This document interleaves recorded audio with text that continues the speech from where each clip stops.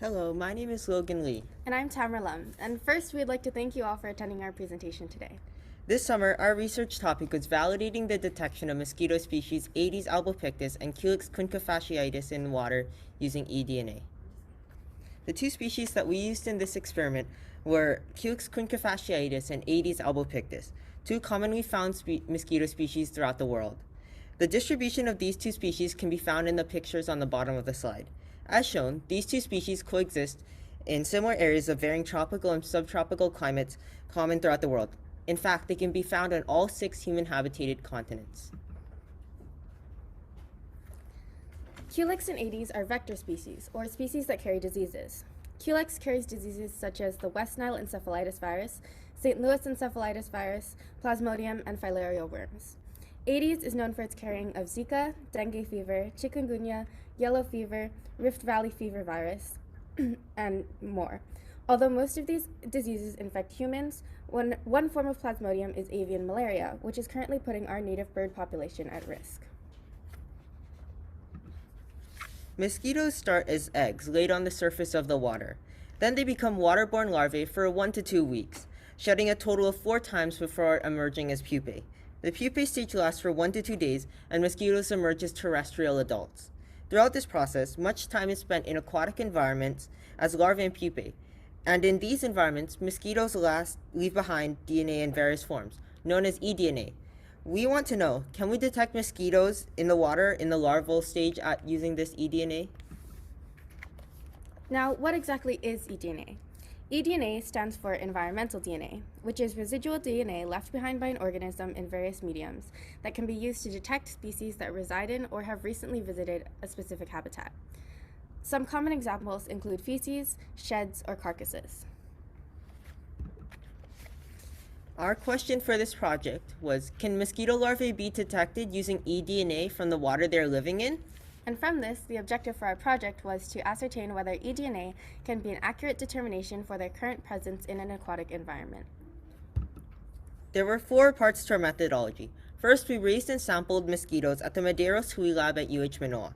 Then we took the samples to the Iolani Wet Lab for extraction and PCR, or the isolation and augmentation of targeted mosquito eDNA. At the wet lab, we then sequenced or read the DNA sequences of the extracted and PCR'd samples. Finally, we analyzed the results to figure out which species the DNA sequences belong to using the basic local alignment search tool. Raising and sampling was the process of raising mosquito larvae in 50 milliliter tubes, known as mesocosms. Mosquito larvae of different species compositions were sampled weekly for 4 weeks. For the first 2 weeks, mosquito larvae were present inside of the tubes. At the end of the second week, mosquito larvae were removed. If the larvae pupated before the end of the second week, which did not happen to the majority of mosquitoes and did not happen to any larvae before the second week, then they were transferred early. Samples consisted of volume of 2 milliliters. The middle picture shows the 2 milliliter sample. After the second week, mosquitoes were kept in the same conditions and left alone for 2 more weeks, except for sampling. In this study, only samples from the second and fourth weeks were used, as they would be the samples with the most and least eDNA. Over the course of 4 weeks, this was our sampling schedule. The green days, once a week, were when we sampled the mesocosms with our 2 milliliter samples as shown in the slide before. And in weeks 1 and 2, mosquito larvae were present at sampling. Then in weeks 3 and 4, vacant mesocosms were sampled. In the following weeks, we began to process and analyze these samples. We created 6 replicates of 8 types of mesocosm shown here, with Aedes, Culex, and Toxorynchides species. In each replicate, there were mesocosms with no mosquitoes, 12 Culex, 12 Aedes, 9 Aedes and 3 Culex, half-half, 3 Aedes and 9 Culex, 12 Culex with 1 Toxorynchides, and 12 Aedes with 1 Toxorynchides. Because of financial and time restraints, we were only able to process 3 replicates from 3 types of mesocosms. All Culex represented by B, all Aedes represented by C, and half-half represented by E. The first number in the label represents the week that the sample is from, either 2 or 4, and the second number represents the replicate that it's from. For example, 21B represents week 2, replicate 1, all Culex. DNA extraction is the process in which samples are purified to carry only DNA. To perform this process, samples were spun down and the pellet was extracted using a Kaijin blood and tissue kit per the instructions given by the manufacturer. All samples were extracted in the same extraction, and the extraction was done over the course of 2 days. We conducted a total of 3 polymerase chain reactions, or PCRs. During this process, DNA is subjected to high temperatures in order to denature or unravel it. During annealing, the primers, which include short fragments of DNA that are complementary to a specific gene, find and bind to it. Finally, the rest of the DNA strand is added. This process is meant to exponentially amplify the DNA containing certain genes. The primers we used target a gene specific to mosquitoes in order to amplify only mosquito DNA. In our PCR, we used a primary annealing temperature for 5 cycles, then a touchdown annealing temperature for the rest. However, our original annealing temperature was not high enough, causing non-mosquito DNA to be amplified. So, we increased the original primary temperature from 45 degrees to 55 degrees Celsius, so there would be less margin for error and more mosquito DNA would be amplified instead of other species. Sequencing is the process in which DNA sequences are run through a piece of biotechnology, known as a sequencer, with pores that read and base called DNA strands. 2 different DNA sequencings were done, one with an Oxford Nanopore Technologies flow cell and samples with the original primary annealing temperature. The other was done using an Oxford Nanopore Technologies flongle, or a smaller version of the flow cell, and samples with the new primary annealing temperature of 55 degrees. We were able to sequence all 20 samples and sequence some twice with 2 different conditions. After running the sequence, we were given the reads from the sequencer on the computer. Then, Mr. Hill assisted us in filtering through the reads to find out how many were mosquito. Then, of those that were mosquito, how many were Culex and how many were Aedes. To revisit our question from earlier, can mosquito larvae be detected using eDNA from the water they are living in? After analyzing our data, we found the answer to this question. Yes, these graphs show the amount of mosquito DNA sequences in samples as compared to other species sequences. There is clearly a large presence of mosquito DNA reads. On the x-axis of the graphs, there are certain samples with an asterisk after the name. These samples underwent PCR with a new annealing temperature that was meant to be more exclusive with DNA amplification.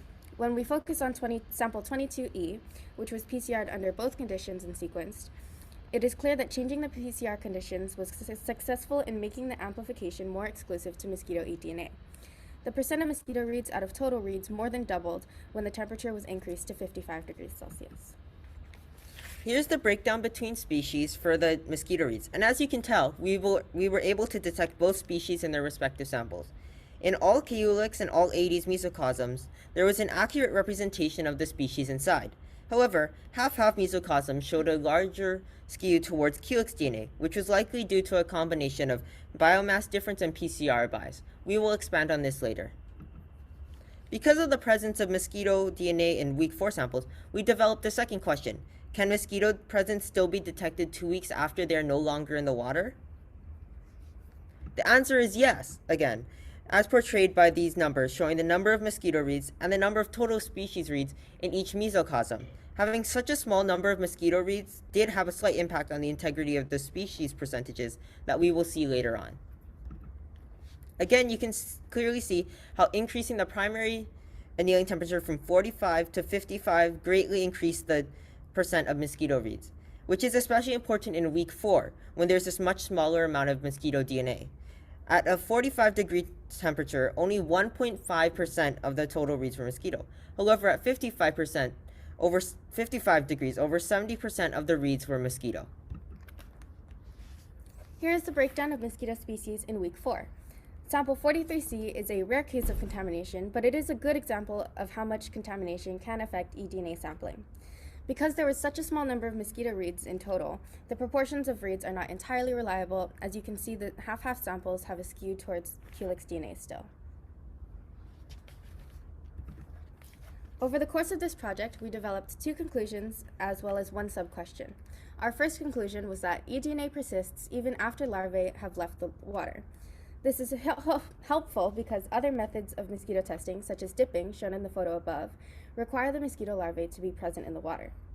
Our second conclusion was that we were able to detect both species when mosquitoes were present, as well as 2 weeks after. And finally, our sub-question was, if both species are present in the experiment, can you detect them both?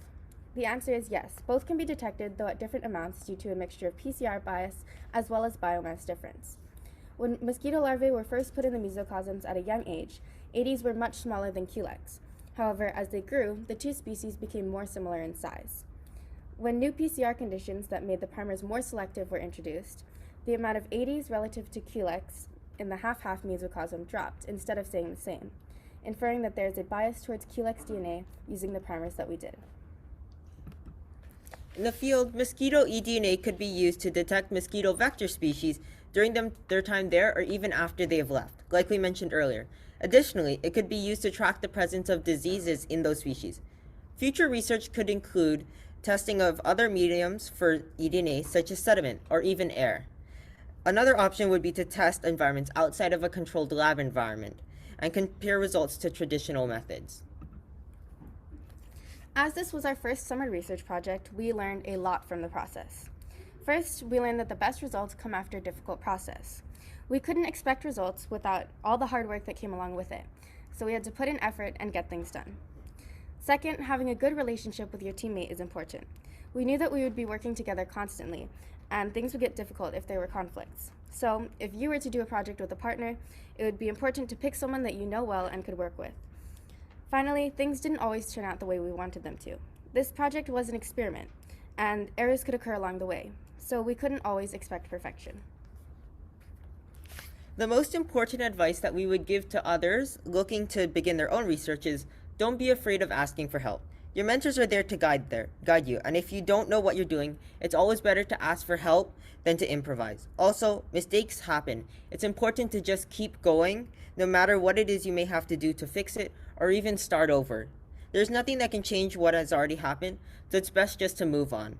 Finally, make sure that you write down everything and take lots of pictures. Otherwise, it can get hard to remember what happened when, so writing things down as they happen is crucial. Photos are absolutely necessary for overall documentation of the project, and they're great visuals for your presentation. This was our bibliography for the sources that we used and our image citations. Finally, we would like to give thanks to the people that helped us along the way. First, we would like to thank Dr. Medeiros for his help with setting up this project and graciously letting us work in his lab at the University of Hawaii. We would also like to thank Mamo for being there to help us whenever we went up to work at UH and helping us take care of the mesocosms. Without both of your help, we would not be here today. We would also like to thank Dr. Chan for letting us do lab work in the wet lab and being there to help us along the way. Dr. Chan helped us put together a project and connect us with the Medeiros Hui lab. Thank you to Ms. Kobayashi for helping us with our DNA extraction, then continuing to help us for the rest of our lab work at Iolani. Thank you to Mr. Tong for assisting us in our sequencing and analysis work in our lab. Mr. Tong let us come in on days when other people were not there to help us out. We are thankful to Mr. Hill for his assistance with our sequence analysis. With his help, we were able to use all of our data instead of being limited to the small sample size when doing analysis manually. And thank you all so much for attending our presentation. If you have any questions, please let us know.